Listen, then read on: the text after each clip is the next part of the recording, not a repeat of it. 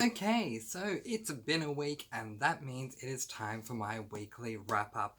And can you believe, guys, we are halfway through March. March, how did we get to this stage? Like, seriously, I still remember doing my first booktube video towards the end of January where I was coming up with my goals and all this kind of stuff, and now we are halfway through March. What is going on here? But let's talk about my reading week that I would like to entitle The Reading Week That Was, because it was very mixed. Okay? So, let's not waste any more time. Let's just get right into discussing the very first book that I read, which I did discuss in my midweek vlog. And that was this book, Bot Wars. I have done the review on this, and you should have seen the review by the time you see this one. Gave this book 4.5 stars. It was an absolutely amazing read. It is a middle grade sci-fi, and it was just an absolute delight. Yeah, I talk about it in the midweek review, so I won't spend too much time on it here, and I also do a whole review on it, so I'll just leave that at that. 4.5 stars. It was a great start to my month. Sorry. Oh, let's just drop a book. It was a great start to the second week of March, I should say. Okay, then after that, I decided to give this book, F. Scott Fitzgerald's The Great Gatsby, another go. In week one, I read this book and I DNF'd it, and I spoke to some people about it, and everyone I spoke to said, you gotta give it another go, Mr. Francy, because this book is so amazing. Once you get to the halfway point, it is so good. And I said, fine. I've never repicked up a book that I've DNF'd, but I will give this another go just to satisfy everyone out there who's telling me this is amazing. I got further, a lot further than I did last week. I actually made it to the halfway mark, and then I said, you know what? Close the book. Enough is enough. And I DNF'd this book. I DNF'd it for life. That was the deal. If I DNF it a second time, it is DNF for life. This book was definitely not for me. So this is probably... Oh, this and then the monthly wrap-up will be the last time you see this book, so there you go. So a little sidebar, I did end up watching the most recent film of The Great Gatsby, and I watched it to see if there was anything I missed. I thought, I'll dedicate myself to the 2 hours or whatever it is that it takes to get through that film, and you know what? I regret DNFing this book even less after seeing that film. It's not to say that the film was a bad film, it was fine, but yeah, I don't think I would have liked it from halfway through anyway, so I'm very content with this, DNFing The Great Gatsby. It's now DNF'd for life, don't have to talk about it anymore. I then picked up Robert Jordan's first book in his very famous Wheel of Time series, The Eye of the World. I was only planning on reading this book, listening to this book on Audible as an audiobook only, but I couldn't even do that, you guys. I listened to the prologue, and the writing style was just not me at all. It was just... to me, this is flowery writing. Now, a lot of people may disagree, but it was just way too flowery for me. And you guys know how I feel about that kind of stuff. If I have to read a sentence and then translate that sentence to work out what they're trying to say in that sentence, and then formulate a thought on that sentence that I've just translated, from the original work that I've just read before I can move on to sentence 2, it's just too much for me. And this was too much for me. This is a massive series. I think there's something like 14 books in this series, and I really wanted to love this series, but I just couldn't get behind the writing style. If this does get turned into a film, I'll definitely give it a go, but the book just wasn't for me, and I don't feel so bad that I have DNF'd this book and with it DNF'd the series, because it is a really popular series and there are a lot of people out there who have done reviews on it, that have read it, and that's wonderful. I just don't feel that I need to be one of them, so I don't feel guilty about it because I feel like there's more than enough light shed on this series. But I did want to give it a go because so many people say it's so amazing. It just wasn't the writing style for me. So nothing against Robert Jordan. If yeah, if you come across someone who does review this and you think it's going to be a great book for you, give it a go, work out if it is for you. It just was not for me. Alright. So the next book I picked up was the second book that I had drawn out of the container for my second new genre for this week. And it was the YA Fairy Tale Fantasy East by Edith Patel. Alright, you guys. This is what I mean about it being a very mixed week this week. I DNF'd Great Gatsby for life. I DNF'd Robert Jordan's The Eye of the World, the first book in the Wheel of Time series, and then not too much later I DNF'd this book. And of all of them, I felt the most terrible about DNFing this one, because this is a book that is based off of a Norwegian fairy tale. I've read the fairy tale, I loved the fairy tale, I was so looking forward to reading this. Anytime I spoke about this book prior to actually sitting down and reading the book, you guys could see how excited I was. I was really looking forward to getting into this world. But there is a massive problem that I had with this book, and that is one of the worst things that you can do to me with a book is throw all these characters to me at once. This book took that and then amplified up even more. This is a multi-perspective book, and I did not know this prior to purchasing it. I've purchased this book, but I am going to now donate it somewhere, because with the books I DNF, I'm going to end up donating them, because I do believe that books do deserve a second chance at life. It is a multi-purpose book, and that's fine. There are multi-purpose books that I have read. One of them, in fact, I read this week. More on that in just a moment. And I read another one in the beginning of February. But the problem is there's I'm probably exaggerating here, or over-exaggerating the point, but there's probably 20 different perspectives that are thrown at you right at the beginning of this book, and it was just way too much for me, and I just wasn't motivated to keep on reading this book. And so for the third book in a row, I DNF'd another book, and so let's put this down. But you may like this. I would definitely recommend that you read the Norwegian original fairy tale first. If it sounds like something that interests you, then read East. But do be mindful of the fact that it is multi-perspective, and that there are a ton of multiple perspectives in this book. I really thought that the only perspectives would be of the lady here and the bear here. I thought there would be no more other than that, but there were just way too many for me. So I put that book down, and I got to a point where I was like, oh my goodness, I've read one book, I've DNF'd 3. This is a terrible week for me. What am I going to do? Because I have a goal this month. I don't remember what it was when I was doing my March TBR video, but I have a goal this month, the month of March, to read 8 books. That's where I stand right now. I want to read 8 books if I can. I will probably end up reading more than 8, but I would like to read 8 if I can. And so I went back to Mistborn's Well of Ascension, and if you've been keeping up with me, then you would be well aware of the fact that, number one, I loved the first book in the Mistborn series, which is The Final Empire. It's the only book so far this year to receive 5 stars from me. The Well of Ascension is the second book in the series, and it was the book I was going to read this month, and I still am reading this book, but I made a point, I think it was in really early on the first week, where I said that I want this book to kind of last the month, and the next thing I knew, I got behind in my reading, and yeah, it became a tall order to catch up. I did catch up. Sadly, I can now say I caught up 2 days ago, because I'm now 2 days behind again. But I did catch up, and I am very much enjoying this book. It is, for those of you who don't know Brandon Sanderson's Mistborn world, and all I know is basically a book and a third. But anyway, this is a high epic fantasy world. It is just absolutely amazing with hard magic systems, and I do love this series.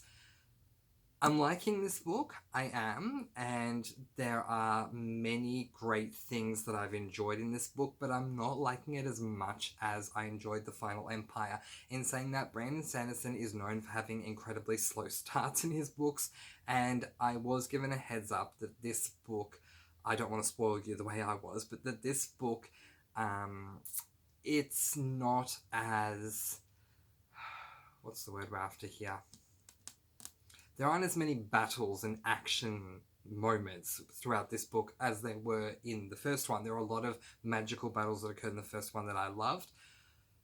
It's not to say this is a bad book, certainly not. The lowest I would give this book if what I'd read so far was the end of the book would be 3 stars. It's still a good book, but it's just not as good as the first one. But I still got heaps of time to go. I got 2 weeks, in fact, to finish this one off. But yeah, I am enjoying it. I'm not enjoying it as much as I enjoyed the first one, but I am still loving this book. So there we go. You can keep up to date with me on Goodreads as far as my progress with this. I'm constantly updating my Goodreads page, and I do have the link in the description below this video. Alright, let's move on to the second book that I read. So, I DNF'd 3 books, and I was like, oh my goodness, what am I going to do? I need to read a second book this week, otherwise I won't have fulfilled my quota of reading 8 books a month by reading 2 books a week. And so I picked up Carry On by Rainbow Rowell. Now, this book has there's a lot that's said about this book. There are readers who absolutely love this book. There are readers who absolutely hate this book. It is such a polarizing book in that way. And so I had no idea what I was going to think about it. And then I started reading the first chapter and I wasn't enjoying it. So I turned to Audible and started listening to the audio over there. And oh my god, you guys, I'm sorry. The audio was even worse for me. I'm sorry. It just was. And this is, I'm not trying to badmouth the narrator of this book on Audible, but I just did not enjoy his narrating at all with this book. But ultimately, I ended up speeding up the speed of the audio version, which I do when I'm reading along with the audio book anyway, because I read much faster than the standard speed of Audible. So I turned up to, I think, in the end, 2 times the speed, because that was matching my reading speed. Anyway, the first part of this book was absolutely terrible. I'm not gonna lie, it was ridiculous. So, yeah, it was absolutely ridiculous. But then, from about a quarter of the way into the book, this book became amazing for me, and I absolutely loved it. And I'll tell you part of the reason why I loved it in just a moment. But I'm very quickly going to give you a very quick outline of the book. I'm not going to give you plot spoilers. I'm just going to tell you the beginning of the book, the setup of this book. Basically, Carry On by Rainbow Rowell is a book about some people call this book, which I got confused between this one and The Night Watch. The Night Watch, which is a book I read last week, is said to be a book that is written as good as J.K. Rowling writes books. This book is the book that is said to be the adult version of Harry Potter. I disagree. I hard disagree that this is the adult version of Harry Potter, because Harry Potter, look, it's just not. There are so many reasons why, and when I do my review on this, which I will do at some point during this week that we're going into, I will explain all the reasons why over there. It's not an adult Harry Potter book, not at all. But this book is a book where there is a chosen one, and his name is Simon, and there is an evil character called the Humdrum, and they're trying to take the Humdrum down. And yeah, it's set at a magic school, which I love my magic school books. I just do. So, but anyway, I won't say too much more than that. If you like fantasy books, if you like books that are set in magic schools, you will most likely like this book. But as I say, this book is a very polarizing book. Some people absolutely love it. Some people absolutely hate this book. I did not like the beginning at all. But I pushed through because, I'll be honest with you, I pushed through because I wanted a second book read by the end of the week. And that's the only reason I pushed through, because I thought of all the books I DNF'd and then started reading this one. This one will probably be the easiest for me to get through as far as the writing style, which I did appreciate. Now, little did I know until I had decided this is the book I'm going to read, that this is actually a tome. So, seriously. So, yeah, it was a very long book to get through, but I very much appreciate it. So, I would personally call this an adult fantasy, but I think it's categorized by my library as a YA, but I wouldn't call this a YA because there's a lot of swearing that goes on in this book. Like, seriously, the big F word is used multiple times in this book, which I did not enjoy. Yeah, but there's a lot of things I'll talk about in my review of this book, but I really don't know what I'm going to rate this. You can check out my Goodreads rating to see what I end up rating it. I think I'm going to give it 3 or 3.5 stars. It was a good book. I did like it. I didn't love it. I wasn't obsessed with it, but I did like the book. You just, if you're going to read this book based off my recommendation, you have to get through the first quarter first. And I don't like saying that. And anyone who tells me that, I think, oh my God, I don't want to read a slog. I really don't. But once you get through the first quarter, it becomes a really exciting book. The second subgenre to fantasy in this book is LGBTIQ+. And I need to make that point here because when I was talking about this book for my March TBR video, I said I thought this was an LGBTIQ+ book, but it's not. It is. Okay? It absolutely is. Okay? I won't talk about what makes it an LGBTIQ+ book, but it definitely is one. The LGBTIQ+ side of this book is not what makes this book. It's not the number one theme of the book, but it's definitely present in the book. So yeah, know that going in. And when I end up finding that out, when I got to that point, I was like, oh my God, it made me really happy. So, but yeah, so fantasy, magic school, LGBTIQ+, it was a good read. I think I'm going to say about 3.5 stars. All right. So it's been an interesting week for me. And I don't know how I'm kind of moving into this next week rather trepidatiously, thinking, oh my God, am I going to have a good reading week? Am I going to have a bad reading week? Time will most certainly tell. But what we are going to do is determine what is coming up for my weekly TBR for week 3 of March. And by so doing, we're also going to be determining what's coming up for my week 4 TBR for March as well. So I'm going to pause. If you'd like to join me for that draw ceremony, please join me after the pausing. But otherwise, thank you very much for watching. I'll see you in the next one. I post videos every Wednesday and Sunday, alongside reviews as well of selected books also. So I'll see you next time. But if you're staying with me for the draw, hold on. We'll be right back with the draw ceremony. Okay, so there are 3 books left that I can choose, well, that I can draw out of here for my week 3 of my March. I was going to say November for some reason, really. For my March TBR. They are the middle grade horror, Goosebumps, My Hairiest Adventure, the contemporary Pool Boy by Michael Simmons, and Heroes of Olympus, The Lost Hero by Rick Riordan. I'm so sorry, Rick. I keep having trouble with your surname. Okay. 2 of these books are going to be chosen for my 3rd week of March TBR. The one book that is not chosen will be part of my 4th week TBR alongside the 2nd book in the Vampire Academy series, Frostbite, and of course also alongside the 2nd Mistborn book, The Well of Ascension. So, which books are going on my week 3 TBR? Let's find out. Will it be the contemporary? Will it be the middle grade horror? Will it be the fantasy? Let's find out.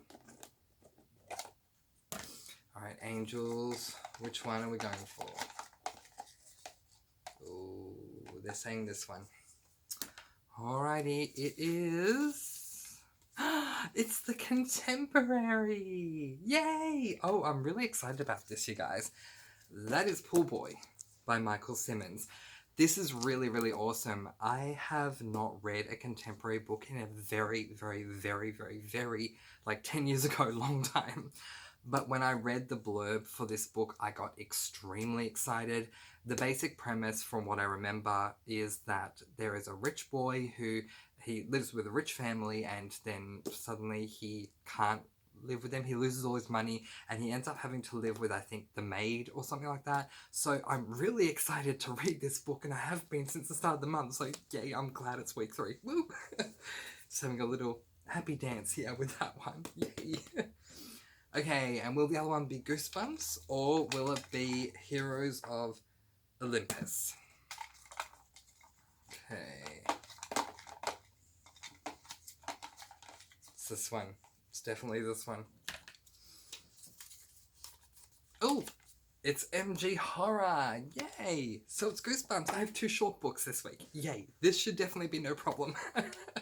Yay! That's so cool. It's going to be a massive TBR for me to get through in week 4 though. But anyway, so this is Goosebumps, my R.L. Stine's Goosebumps, My Hairiest Adventure. This is a middle grade horror, which I really thought I was going to read before the adult horror that I read in week 1, which was Pet Sematary.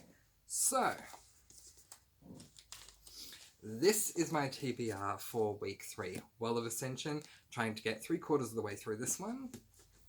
Goosebumps, My Hairiest Adventure by R.L. Stine, and Pool Boy, the Contemporary by Michael Simmons. Looking forward to all of these books, which means that in week 4, my TBR will be to finish Brandon Sanderson's Well of Ascension, to read Heroes of Olympus, which is, I'm sure it's a tome, which is kind of scaring me. Oh my gosh, it's more than a tome. It is seriously more than a tome, you guys. Oh my gosh, this is so scary. It's 553 pages. I mean, I've set myself up with all these tomes. This is more than a tome. This is like 700 and something pages. This is 553, and I don't remember how long the other one is. But yeah, so this will be my week 4. Week 4 of March TBR, including as well the second book in the Vampire Academy series, Frostbite. So, there you have it. We're now 22 minutes into this video, so I think I'll leave it 22. I think we can leave it right there. Thank you so much for watching. If you would like to follow along with me to see how I am going with my books for this week, which I'm going to hold up again, which are these 3, then do not hesitate to click the link below, my Goodreads link. I update my Goodreads every day. If I miss a day, then I kind of do multiple updates the day after. So I'm constantly updating my Goodreads, and you can see how I'm doing over there. But in the meantime, I am going to let you guys go with peace, blessings, and so much love.